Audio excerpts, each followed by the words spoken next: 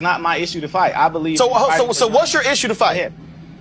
My issue, I fight for young black men before they die. And that's what I do in my organization. I do teach them to vote, but I don't tell them that voting is going to be the be all end all. No one says the be all the end all, but it's a part of it. But you guys promote voting like it's just going to change like the systemic outlook of the black community. That's not where it's at. We have to get out and go do for self in our own communities. So so define do for self.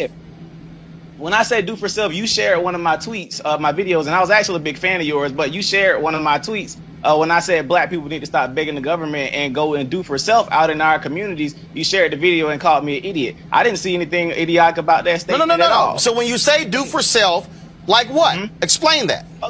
Okay, for example, here in Albany, Georgia, we complain about our school systems a lot. Many of our young men can't read. They have very horrible literacy rates. We don't have any rehab programs here for juvenile offenders. What I decided to do, I started a program 2 years ago, decided to do for self, and I started taking children into my home. I started taking custody of kids from juvenile court, and I started molding them and training them and teaching them skilled trades, etc. Now I'm 21 years old. I just purchased a school here in Albany, Georgia, to combat us being in the government-funded schools that are not teaching our children what they need to learn. So that's what I mean by do for self, simply getting up and going out and do it. So I beat the stereotype that I'm young black in America and I can't do anything because somebody's holding me down. Absolutely not. So a question. Teenagers went and go ahead. Me and some teenagers went and bought a school, and we just bought a school bus simply from going out and doing work. We decided to go fix our own communities. I'm not expecting anything from no politician. I'm not expecting nothing from Donald Trump, Joe Biden, or nobody. We're gonna go do it for ourselves, and that's what I believe we need to be doing. I can vote, sure, but nothing's gonna change in our community. So you went to